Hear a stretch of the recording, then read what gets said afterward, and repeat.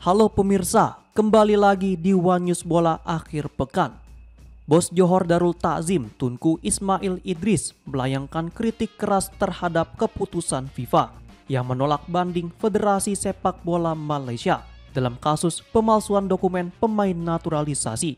Menurutnya, putusan tersebut dinilai tidak berdasar dan dipengaruhi unsur politik. Informasi lainnya pemirsa, Super League mencetak catatan gemilang di peringkat Liga AFC setelah Persib Bandung meraih kemenangan dramatis 3-2 atas Selangor FC pada Kamis 6 November 2025. Berkat tambahan poin dari hasil Persib dan Dewa United, Super League berhasil menembus posisi 20 besar Liga terbaik Asia, menggeser Kuwait dan semakin dekat dengan Turkmenistan. Pemirsa, inilah One News Bola selengkapnya.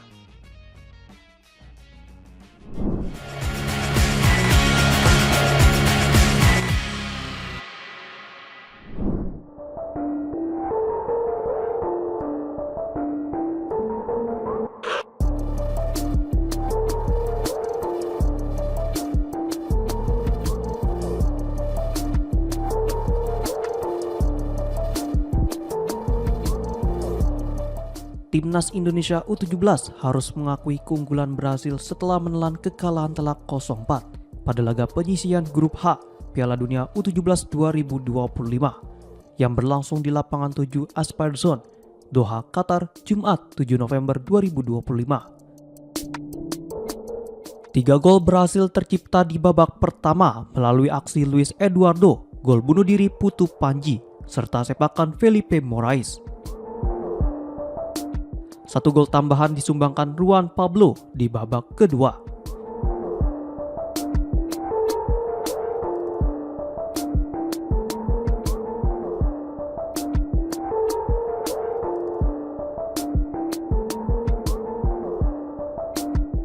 Kekalahan ini membuat Indonesia masih tertahan di peringkat ketiga klasemen sementara grup H tanpa mengantongi poin dari 2 pertandingan. Sementara itu, Brasil semakin kokoh di puncak klasemen dengan raihan 6 poin. Diketahui, Brasil langsung tampil menekan sejak awal laga dan berhasil membuka keunggulan cepat pada menit ketiga.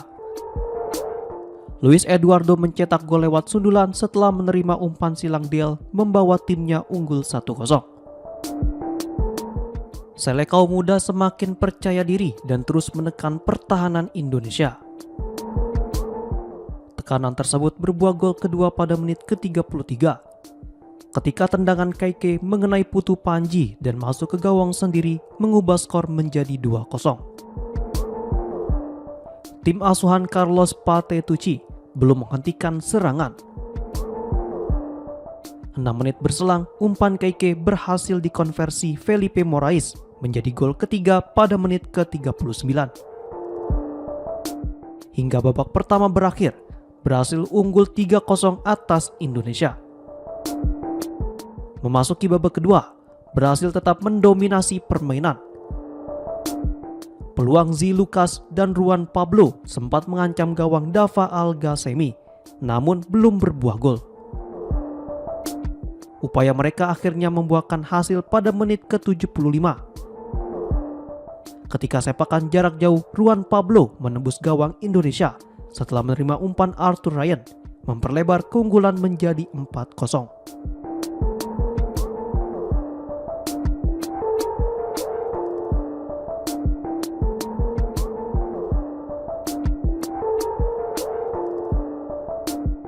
Meski tertinggal jauh, Garuda Muda tidak menyerah. Zahabi Goli sempat menciptakan peluang melalui tembakan yang masih melebar dari gawang Brasil. Hingga peluit akhir berbunyi, skor 4-0 untuk kemenangan Brasil tetap bertahan.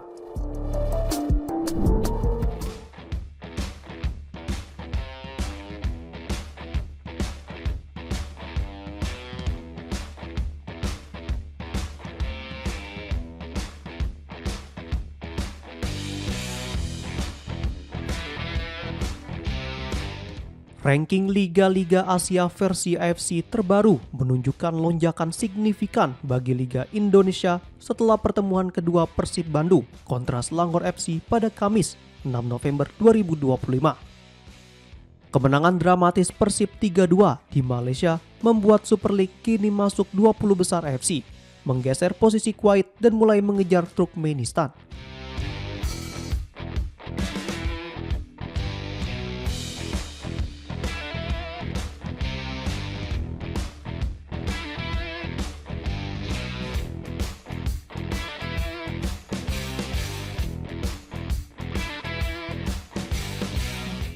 Peringkat Liga Asia menjadi tolak ukur kota klub di ajang kontinental seperti FC Champions League atau ACL, ACL2, dan ACGL. Semakin tinggi peringkat liga, semakin banyak wakil klub yang bisa dikirimkan ke kompetisi tersebut. Seperti Arab Saudi dan Jepang yang menempati posisi tertinggi berhak mengirim 3 wakil ke penyisian grup ACL dan 1 wakil ke penyisian grup ACL2. Sementara itu, Indonesia saat ini memiliki wakil di Asian Champions League 2 dan 1 wakil di AFC Challenge League.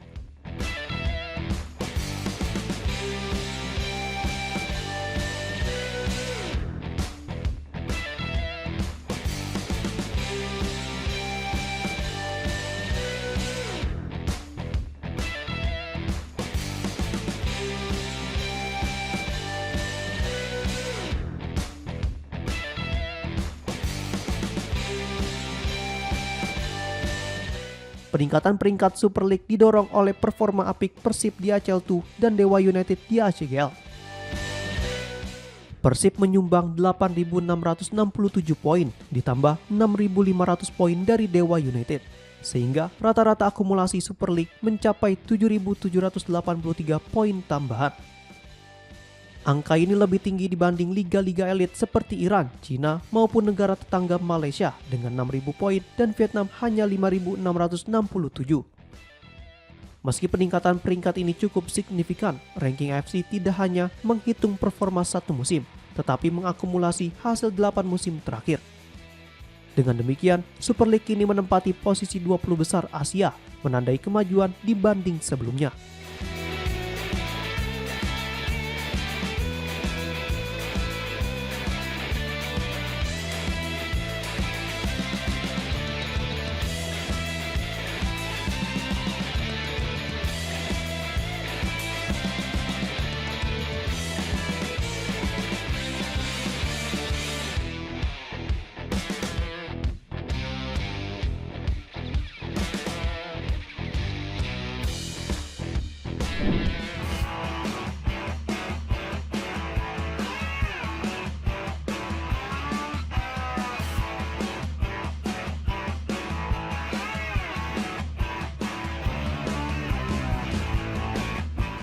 Pelatih Indra Safri resmi memanggil 30 pemain untuk mengikuti pemusatan latihan atau TC Timnas Indonesia U22. TC ini akan menjadi bagian dari persiapan menghadapi 2 laga uji coba melawan Mali U22 yang dijadwalkan berlangsung pada 15 dan 18 November 2025 di Stadion Pakansari, Bogor. Uji coba melawan Mali menjadi langkah penting bagi tim Garuda Muda dalam membentuk kekompakan dan meningkatkan kesiapan jelang SEA Games 2025. Sebelumnya, skuad muda Indonesia juga sudah menjalani uji coba melawan India U22 pada Oktober lalu.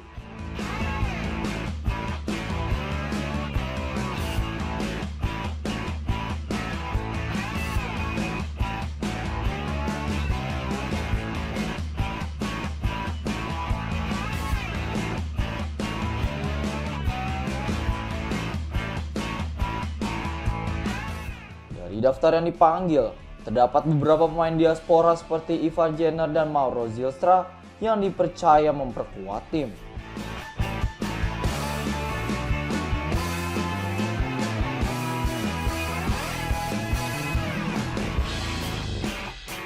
Namun, salah satu pemain muda andalan Marcelino Ferdinand dipastikan absen dalam daftar kali ini.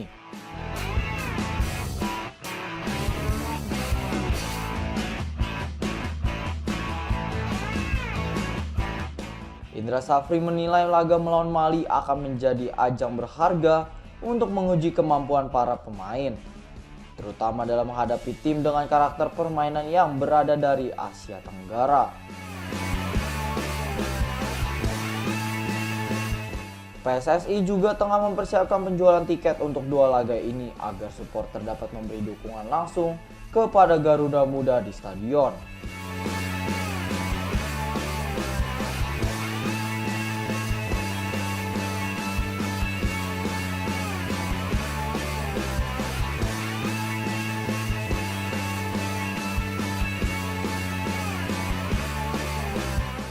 Dua pertandingan uji coba tersebut diharapkan bisa menjadi tolak ukur sejauh mana perkembangan tim, baik dari sisi taktik, fisik, maupun mental bertanding.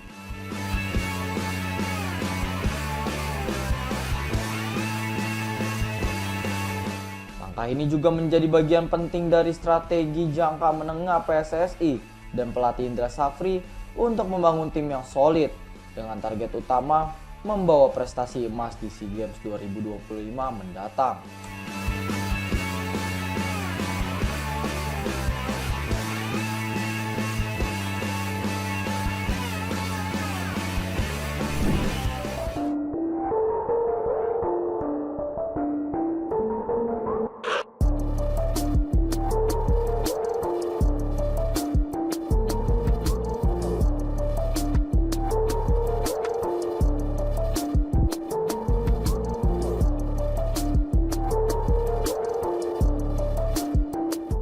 Drama skandal naturalisasi pemain timnas Malaysia terus berlanjut setelah Federasi Sepak Bola Dunia atau FIFA menolak banding Federasi Sepak Bola Malaysia atau FAM. Keputusan tersebut menuai reaksi keras dari berbagai pihak, termasuk pemilik klub Johor Darul Ta'zim atau JDT, Tunku Ismail Idris.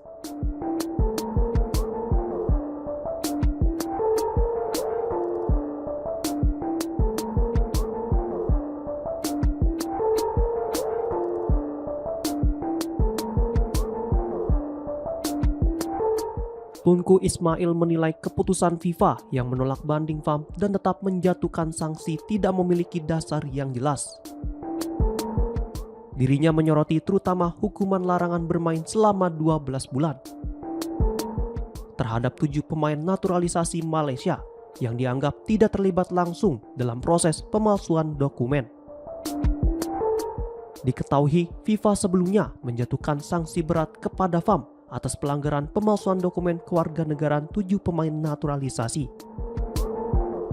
yakni Gabriel Felipe Arocha, Facundo Thomas Garces, Rodrigo Julian Holgado, Emmanuel Javier Machuca, Joao Vitor Brandao Figueiredo, Yon Irazabal Iraugui, dan Hector Alejandro Hevel Serrano. FAM juga diwajibkan membayar denda sebesar 350.000 franc Swiss atau sekitar 7,2 miliar rupiah.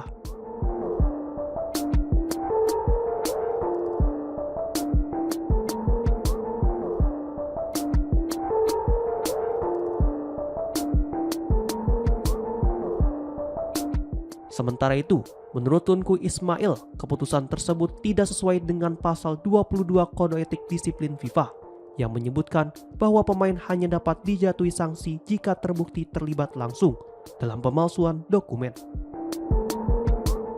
Pemilik JDT itu juga menuding kasus ini berpotensi syarat dengan kepentingan politik yang mencoreng integritas keputusan FIFA. Sementara itu, pihak FAM masih menunggu penjelasan resmi dari FIFA terkait hasil banding yang ditolak. Federasi tersebut berencana membawa kasus ini ke Badan Arbitrase Olahraga atau CAS untuk menempuh jalur hukum lebih lanjut.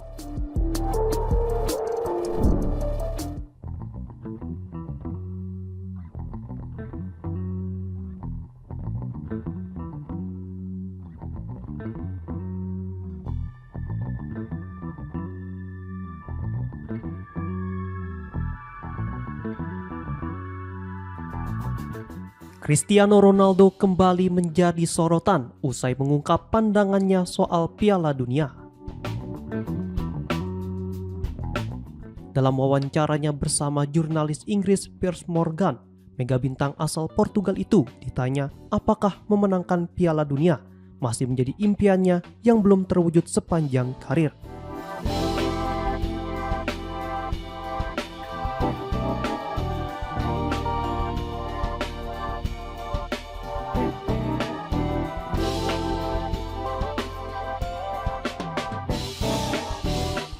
Menjawab pertanyaan tersebut, Ronaldo menegaskan bahwa meraih gelar Piala Dunia bukan lagi impiannya. Pernyataan itu sontak mengejutkan Morgan yang kemudian menyebut bahwa trofi Piala Dunia adalah simbol pemain terbaik di dunia. Namun Ronaldo menolak anggapan tersebut dan menyebut bahwa menjadi juara dunia tidak serta-merta menentukan status seorang pemain karena hanya membutuhkan kemenangan dalam 7 pertandingan.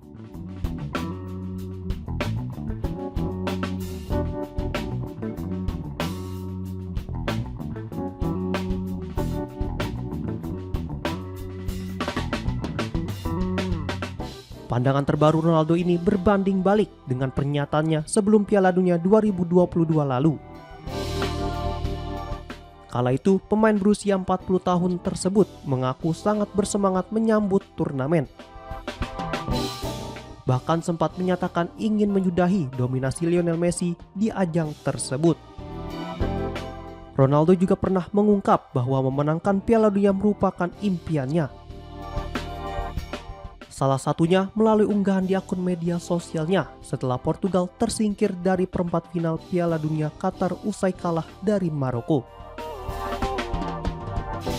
Kini Piala Dunia 2026 kemungkinan menjadi kesempatan terakhir bagi Ronaldo untuk melengkapi karir gemilangnya dengan trofi yang belum pernah dirinya menangkan. Pertanyaannya, mampukah sang mega bintang menutup karir internasionalnya dengan kisah sempurna?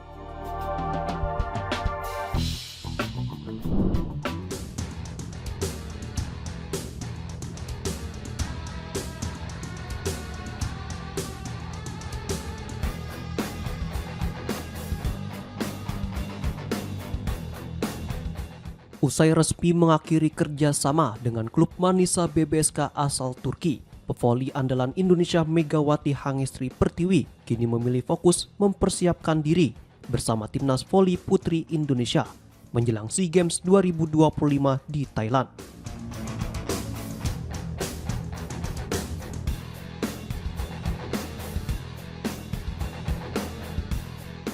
Megawati bergabung dengan skuad Sri Kandi Indonesia yang saat ini tengah menjalani pemusatan latihan atau TC di Gor Volley Indoor Sport Center Sumatera Utara.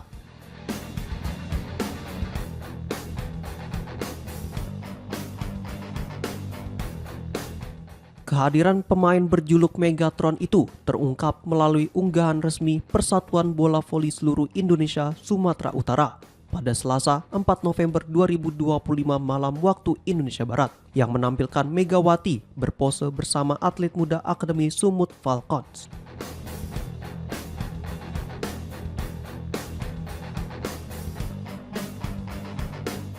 Selain Megawati, sejumlah pemain timnas lainnya juga telah mengikuti TC sejak akhir Oktober lalu, di antaranya Mediol Yoku, Rika Dwi Latri, dan Ersandrina De Vega.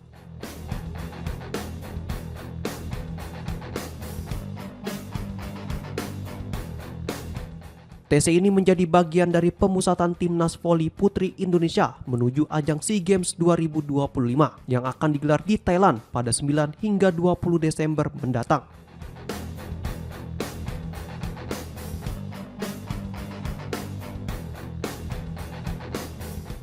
Diketahui, keputusan Megawati dan Manisa BBSK untuk berpisah diambil secara bersama pada 23 Oktober 2025.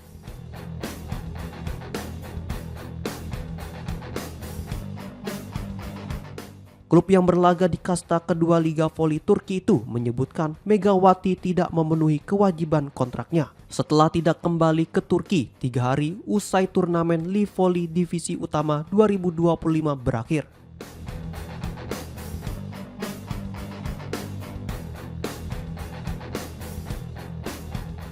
Setelah dilakukan komunikasi antara kedua pihak, Megawati dan Manisa BBSK sepakat untuk mengakhiri kontrak lebih awal.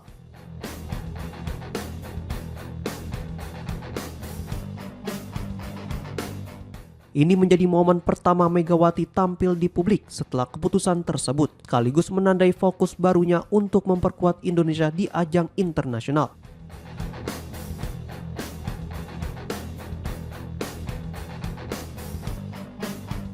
Sebagai informasi, Persatuan Bola Voli seluruh Indonesia telah memanggil 18 pemain untuk mengikuti TC Timnas Voli Putri Indonesia, terdiri dari gabungan pemain senior dan junior.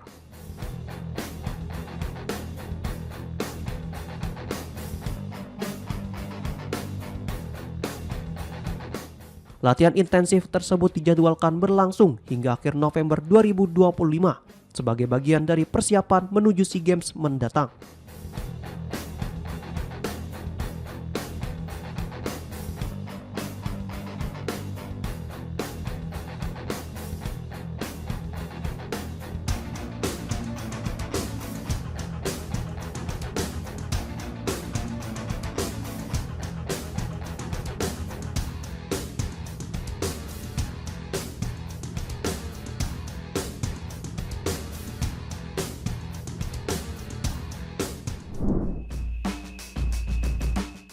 Demikian informasi yang dapat kami sampaikan pemirsa. Terima kasih telah bergabung bersama kami. Sampai jumpa di One News Bola akhir pekan berikutnya. Setiap pukul 8:30 malam hanya di kanal YouTube TV One News.com.